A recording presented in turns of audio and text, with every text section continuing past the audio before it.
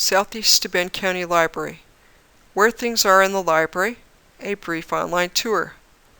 This virtual tour will get you started on the path to finding and enjoying the materials, programs, and services the library offers by showing you where you can find materials, staff assistance, and access public computers at the library, and of course where you can check out books.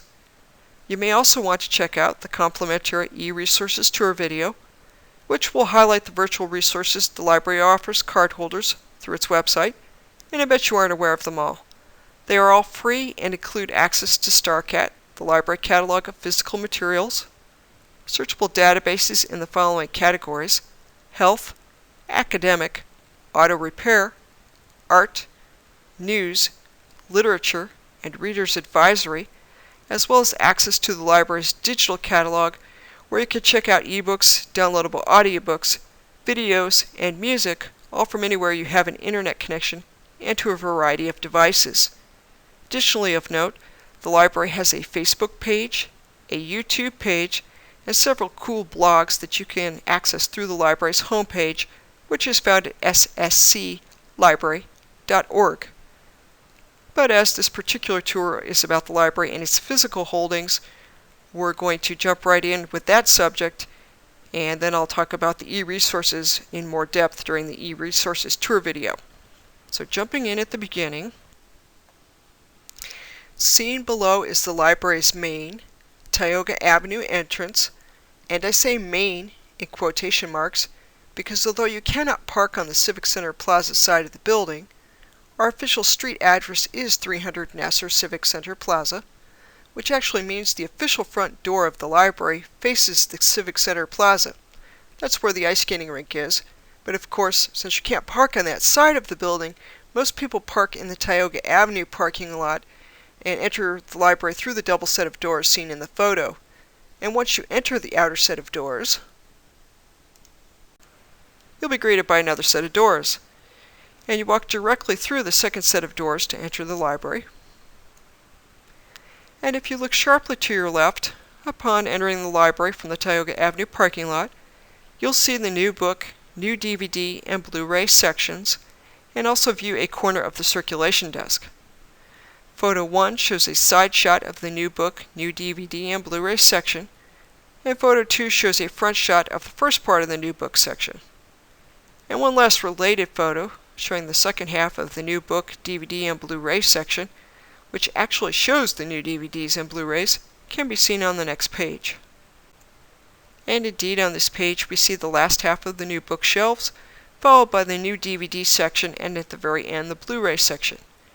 And just a quick note about our DVDs, the library actually owns thousands of DVDs, and even offers a handful of streaming videos, and those are available to patrons through our website. But in getting back to the DVDs, we have so many of them that they wouldn't even come close to fitting on the new book, new DVD, and Blu-ray shelves, even if we had twice as many shelves as are seen in the photo.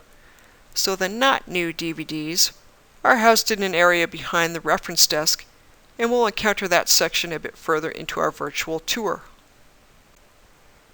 And if we continue to walk leftward after entering the library from the Tioga Avenue entrance, and we'll be walking towards the Pearl Street side of the building, just past the new book, DVD, and Blu-ray section, we'll encounter the circulation desk. And at the circulation desk you'll be greeted by friendly staff and volunteers who can check out your books and library materials and answer questions about library programs and services. Seen below is Marcia, our head honcho of circulation. Marcia is always ready to help patrons and is a terrific resource to use when trying to decide what new book or mystery you should read. And she knows her mysteries, let me tell you, so if you're looking for a really good mystery to read, just ask Marcia. And if we go back to our stance of standing in the Tioga Avenue entryway, we'll see the outline of the periodical area, which features several overstuffed chairs that are very comfy to sit in while reading newspapers or magazines, or while working on tablets or laptops. And I say you'll see the outline because you really can't see the whole area if you're standing in the entryway, as we have an information kiosk, a whiteboard, which is sometimes flipped around to be a bulletin board, and at certain times of the year, a number of tax forms in a stand, all that appear in front of that area, all of which are surrounding a pillar. Those items are seen in Photo 1. And Photo 2 offers us a view of the periodical area, seen in the photo from the viewpoint we'd find if we were walking from the circulation desk towards the Schmunk Street side of the building. And just a note about the magazines, they are actually kept on racks and shelves both to the left and right of the cushy chairs seen in Photo 2. And in fact, you can see a portion of the magazine shelves in the bottom right-hand corner of Photo 2, but you really don't see any magazines or newspapers. However, I assure you they are there. And just another note, you'll remember that I just said that you could use your laptop here or your tablet. You can indeed bring in your laptop, tablet, or other internet connecting device and access the internet free of charge, as the library does have free Wi-Fi. If you have any questions about that, please ask the staff. And if we return to our stance of standing in the Tioga Avenue entryway, if you look straight ahead, you'll see a door that offers an exit to the Civic Center Plaza. And that is technically our front door. You can also see the edge of the periodical section to the left, and the entryway to the children's section and an edge of the children's desk to the right. And if we turn sharply to the right, there is a hallway that offers the public bathrooms, a handicapped accessible bathroom, a water fountain, an emergency fire exit, and access to the Laura Beer Houghton Community Room. The community room is frequently split into 2 rooms for meetings and events, and that room is also where the library hosts the Friday night free film series and the monthly family movie matinees and teen screens. And if you look closely at the photo, you'll notice that just to the right of the entrance to the hallway, there is a wheelchair tucked into the corner. The wheelchair does indeed belong to the library and is available for patrons to use. And in relation, the library is handicapped accessible, so if you require special accommodations in advance of your visit, please call us in advance. Our telephone number here is area code 607-936-3713. And just a note for hearing aid users, there is a hearing aid loop in the community room. So if you come for a program or to see a movie in that room, you should be able to very clearly hear what is being said or the action appearing on the screen. And we also have special equipment at all 3 customer service desks that will allow you to loudly and clearly hear the staff. Again, you just set your hearing aid to T-coil. And since the children's section is the only library section that borders the Schmunk Street side of the building, we'll continue our tour there and then venture back out to the circulation desk and towards the adult fiction stacks to tour the rest of the library. Walking forward from the Tioga Avenue entryway about 20 steps, you'll see the children's desk to your right, along with a view of the children's section. The staff at the children's desk is always happy to assist patrons with their library-related questions and check out their books and other library materials. Seen below, sitting behind the children's desk, is Sherry, the library's public relations director. Sherry is always ready to help patrons. Just ask her. And in front of the children's desk, if we turn and face the Civic Center Plaza side of the building, that's where the Easy Reader books are located. The Easy Readers begin on the wall and then wrap around the first freestanding book stack section located just past the table seen in both photos. Photo 1 on this slide shows the beginnings of the Easy Reader section, and Photo 2 shows the parent computer workstation in the foreground and the second stack of Easy Reader books in the background.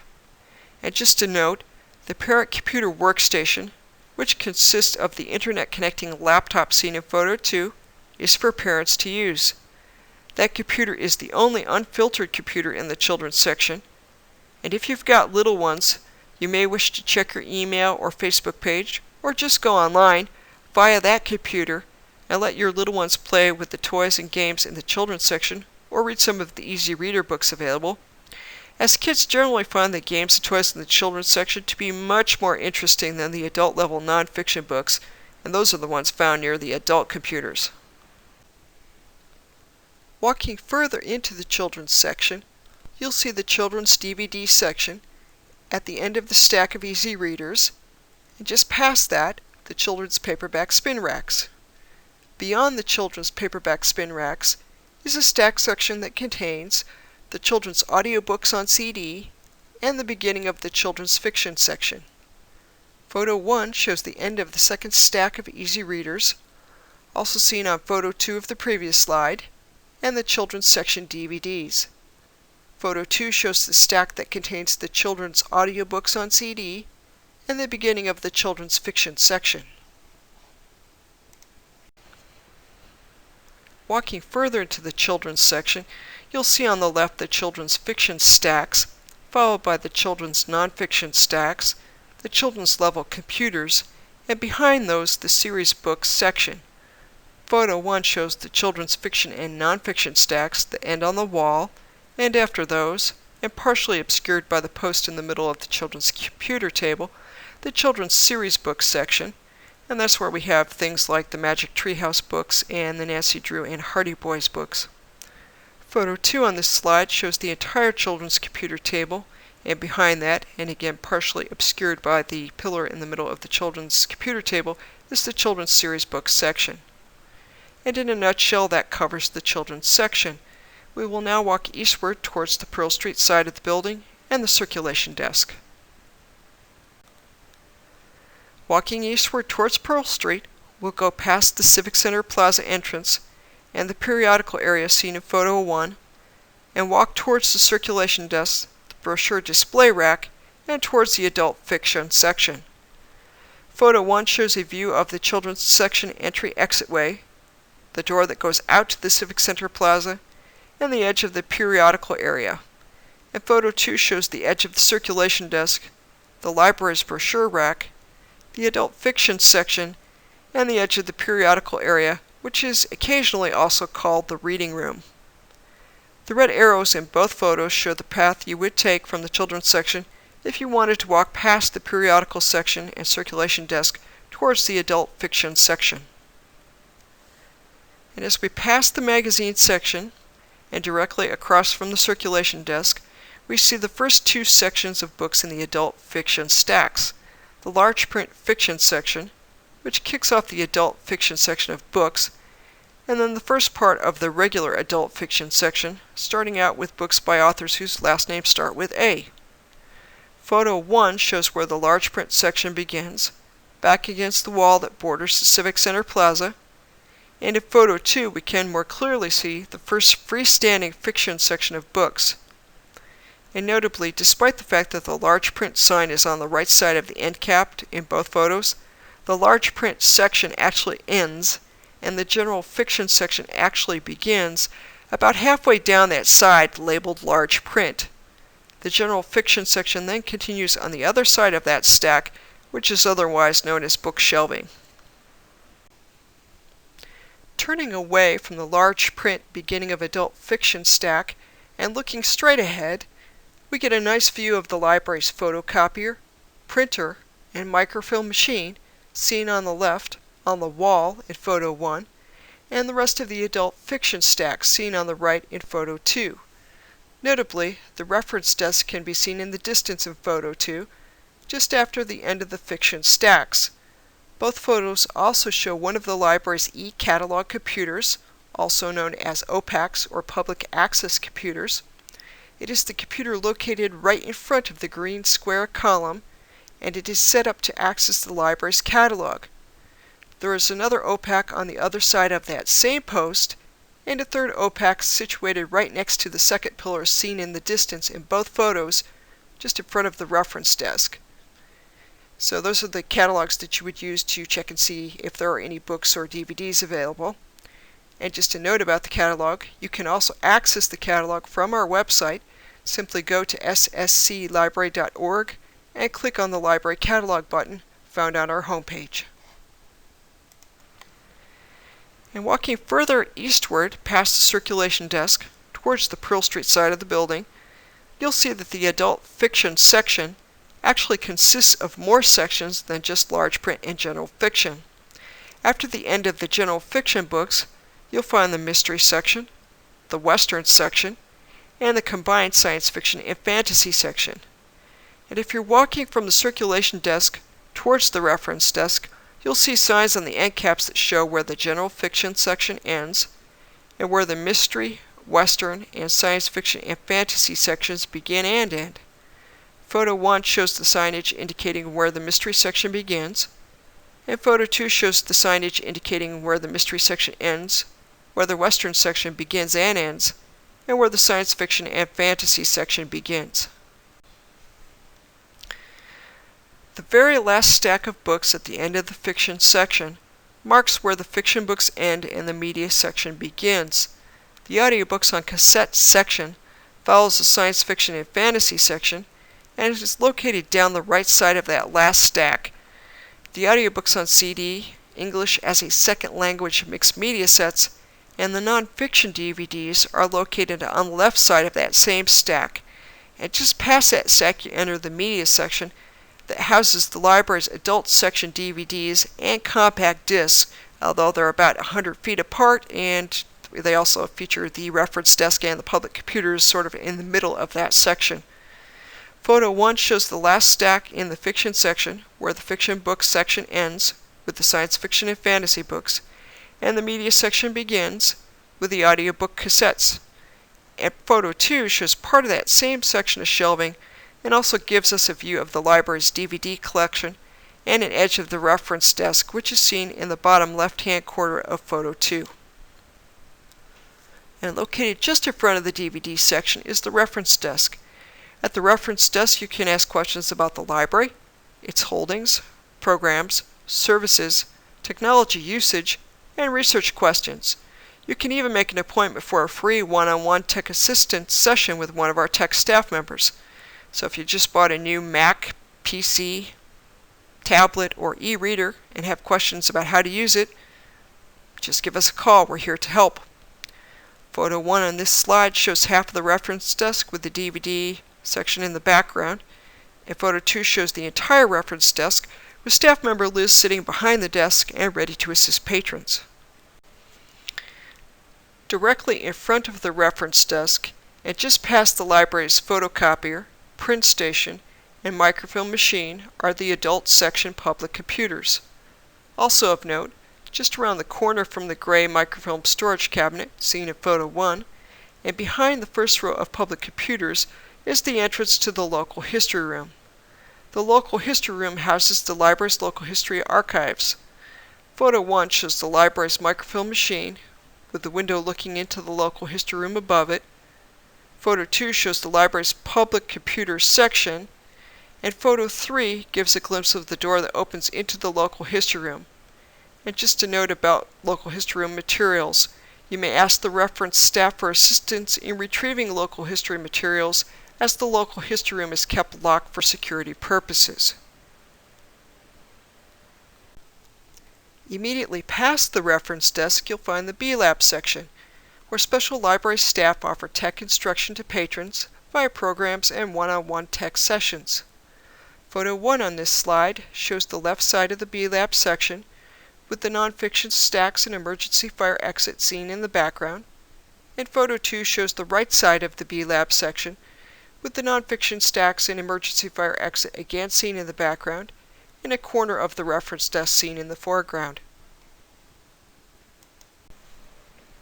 Just beyond the B-Lab section is the Young Adult section, where all young adult fiction and nonfiction books are housed. Photo 1 shows a study table in the foreground with the Young Adult section in the background, and the adult DVD/media section is located on the other side of the tall young adult stack of books seen at the right-hand side of the picture.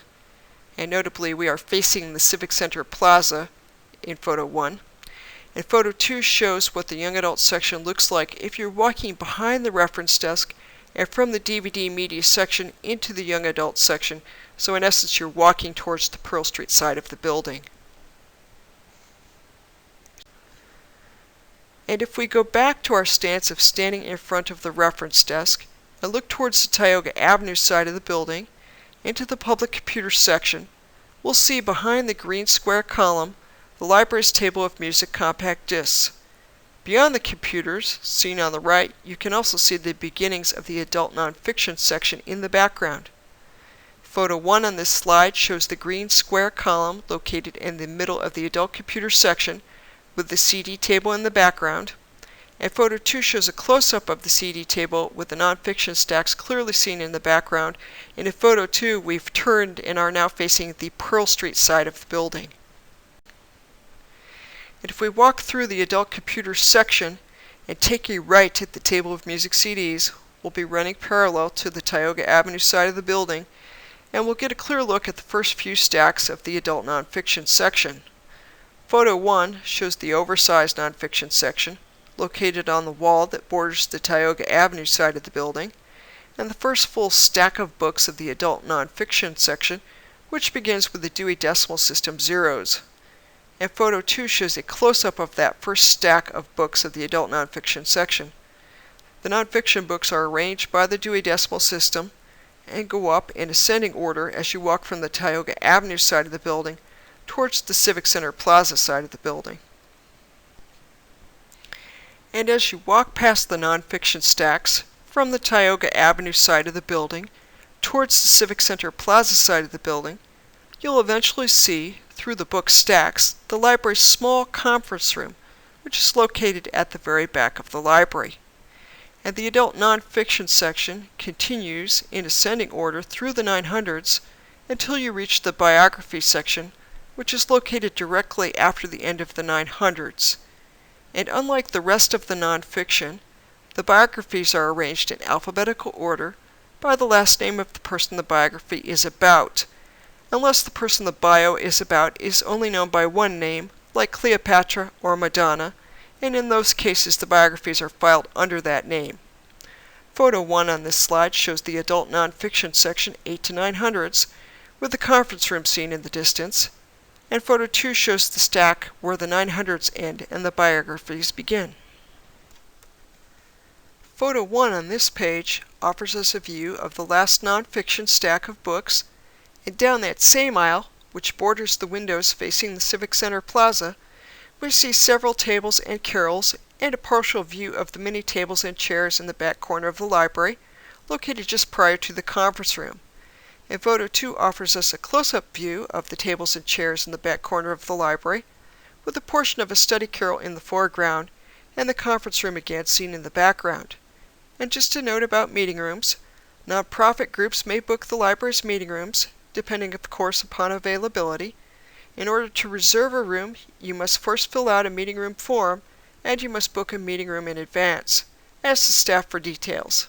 And that concludes our brief library tour. For information on the library's e-resources, please check out the complimentary e-resources tour video. Thank you.